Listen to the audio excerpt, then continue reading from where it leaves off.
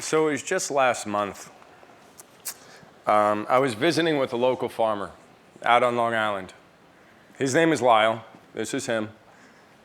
And Lyle grows zucchini. And at some point during the conversation, I asked him how he closed out last year, if it was a good year for him. And I was surprised when he told me no. In fact, he lost money last year. He lost $60,000. Now, pause on that for a second and just think about it. Imagine working an entire year as hard as you can and not getting a single paycheck. And then at the end of that year, having to come up with $60,000 in cash just to stay afloat. That's what happened to Lyle. And the irony is, the reason this happened is because Lyle's a good farmer who doesn't take shortcuts and grows responsibly and turns out vegetables that taste the way that they're supposed to. The problem is, it cost a little bit more to do that.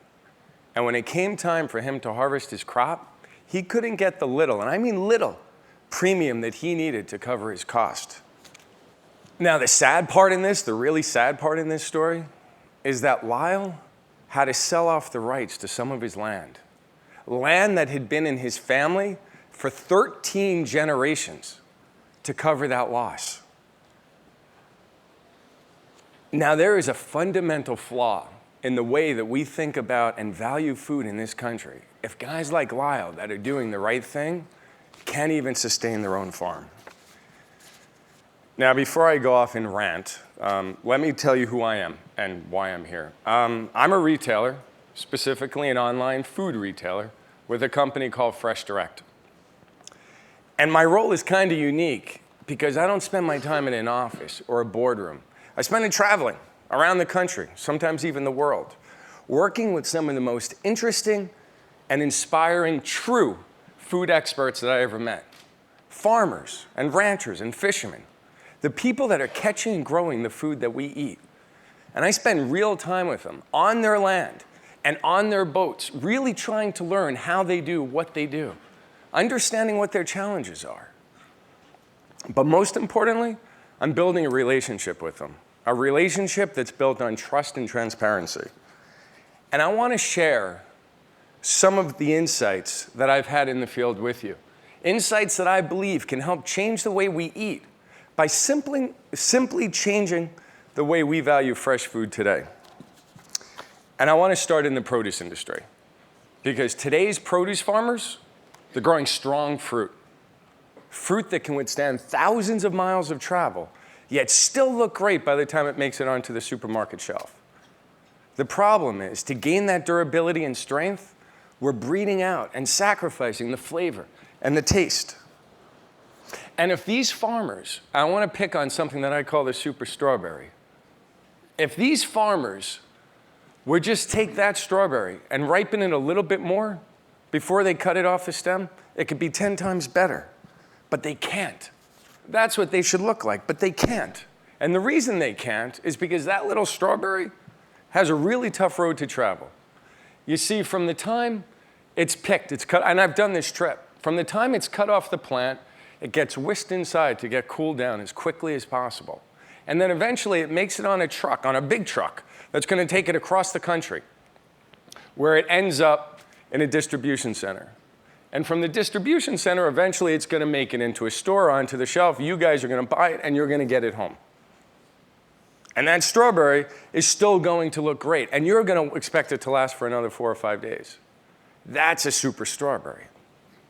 But the problem is, let's be honest, they kind of suck. They don't taste good. They don't taste good. And I'm picking on the strawberry, but it's not just strawberries. It's mangoes and melons and peaches and plums and nectarines. It's almost all fruit that's being picked before it's prime because it's easier for us to handle. And I'm not sure that this strategy is working if you think about the health of our country. Because people, if they don't like that fruit, they're going to eat other things. They're going to eat processed foods that are full of fat and sugar and salt, foods that are practically engineered to be cracked for the taste buds.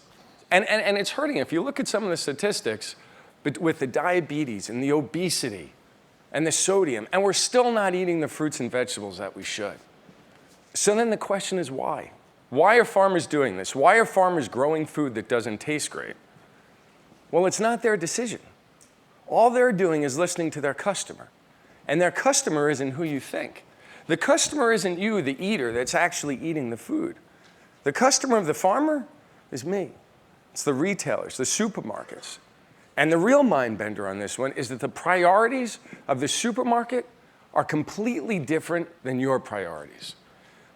You see, a typical produce buyer cares about three things. He wants a piece of fruit that's going to look great, that's going to last a really long time, and it better have a great price. But things like flavor and taste, they don't come up. They do not come up in the conversations, and that's the complete opposite of what you want, the eater. You want a piece of fruit that actually tastes great. And yeah, price is important.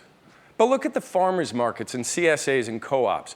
We've proven that people are willing to pay a little bit more for something that they can actually enjoy eating. We've got to get farmers to grow food that's good for you, not what's best for the supermarket. And the good news is it's happening. I'm meeting more and more farmers that are thinking about flavor and taste and less about what it looks like or how long it's going to last, like this woman. Her name is Diana Russell, and she grows melons out in California, or actually Arizona. And they're terrific. And I actually went out and visited her to learn how she did it. And her strategy is actually really simple. You see, they start with seeds and varieties that are bred for flavor, not what they look like or how long they last. And then she plants them and lets them go and lets them grow. But the real difference is in how she harvests them. She calls it the forgotten art of harvesting flavorful fruit. You see, a typical melon grower will plant a field of melons and let them grow. And when they're ready, he'll go out into the field and harvest them, all of them, whether they're ripe or not, because that's the cheapest and most economical way to do it, at the sacrifice of flavor. But Diana's different. Every morning, she goes out, she wades out into the field with her team and her very large knife, and she starts whacking them and cutting it open and tasting them. And when she finds a patch that she likes that's ripe, she'll harvest that patch, and she'll let the other one sit for another day. Something else that she told me that's interesting. She believes that the sugar content in a melon goes up and down throughout the day based on the temperature. The hotter the temperature, the higher the sugar level. Lower the temperature, the less the sugar. So rather than harvest at 5 in the morning when it's coolest out and most comfortable, she's out there at noon. The day that I was there, it was 98 degrees, and she told me that that was cool. And the only reason that she can do this is because she's in the field with her team. Every other melon grower in California contracts out the harvesting, but not her. She runs her own team. And she's in the field with her team, so she can make sure that there's cold water and shade blocks and that people can take breaks because she's right next to them. And that's what makes her special. And there are others. There's a million stories. I could tell you stories about Eberhard Mueller. You guys remember him? He was a 4-star chef in Manhattan who woke up one day and suddenly decided that being a 4-star chef in Manhattan just wasn't challenging enough. So he quit and became a local farmer. And he's killing it, and he's turning out fantastic vegetables right here on Long Island.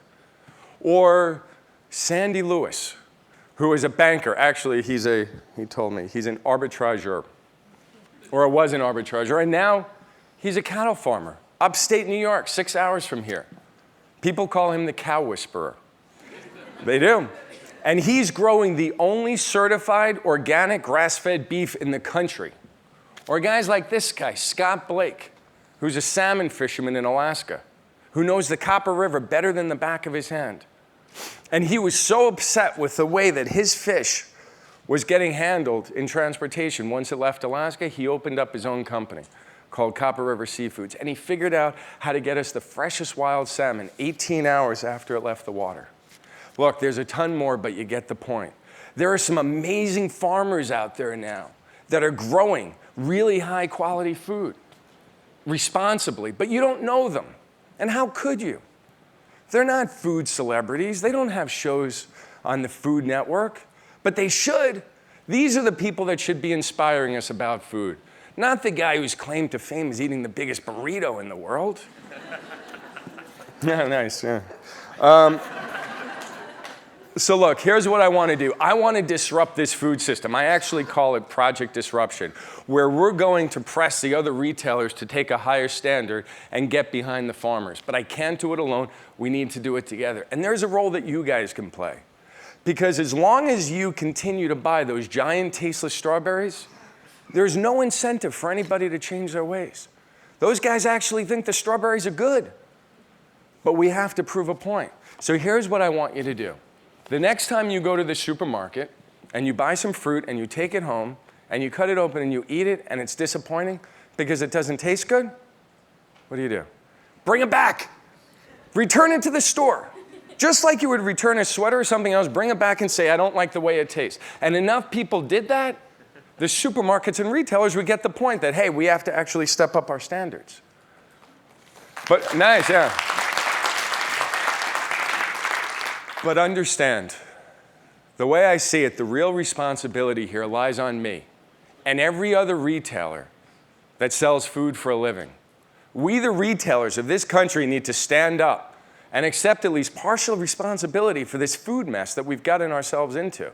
This isn't the farmers' fault. We're the ones that are pushing the farmers to take the shortcuts, to pick the fruit before it's ripe because it's easier for us to handle it, to grow the beef as cheaply as possible in feedlots so that we can sell steaks for $5 a pound, to grow farm salmon that we know is not sustainable because it's just too hard to explain to our customers why wild salmon is better and worth a premium. We need to explain our role is not simply to sell food as merchant traders that make a buck off of each transaction. Our role is to sell food knowledgeably to customers and to teach customers and to explain to customers why spending 10 cents more on a zucchini from a guy like Lyle makes sense and to turn our customers on to better tasting fruit. Here's another one that I have for all the retailers out there. Go through and taste all of your fruit in every store every day and rate it. And rate it not on how good it is, but on how good it can be. And stuff that's great, give it 5 stars. And stuff that's lousy, give it none. But guide the customers into the things that are seasonal, that are good. Your customers will love you for it. But most of all, for me, for you, for the retailers, for everybody, we need to engage our farmers. We need to encourage them to take chances on improving the food that we eat, making sure that they know that we're behind them. Otherwise, one day, they won't be there. But the good news is they still are. In fact, all the folks that I talked about today, last Friday night I had an idea. I said, hey, would you be willing to come in and come up on the stage with me so that the folks here could show the appreciation for all the work and effort that you guys have put forth. Yeah, if only they were here.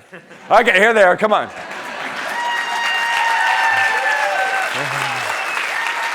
Keep going a little bit further. Thanks, Colette.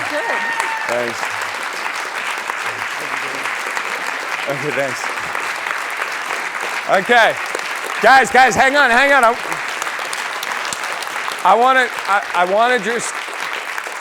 I want to just introduce everybody to you. This, you saw the picture of him. This is Sandy Lewis from upstate New York, AKA Cow Whisperer. This is Paulette Satter from Satter Farms, who's Eberhard's wife, who I didn't mention. When we first tried launching our local program 8 years ago, I went out to Long Island to get all of these farmers to work with, expecting big embraces from them. Not only did they not want to work with me, they didn't even want to talk to me because I was a retailer. So I got Paulette to spend weeks with me going from farm to vouch for me because her they trusted. So thank you, Paulette. Eberhard Mueller, 4-star chef turned farmer. Milas Russell from Sandstone Melons. And Diana Russell from Sandstone. And last but not least, Lyle Wells, the guy who next year will not lose money.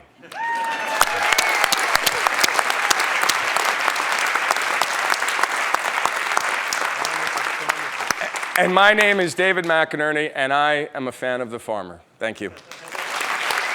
Thanks, Dave.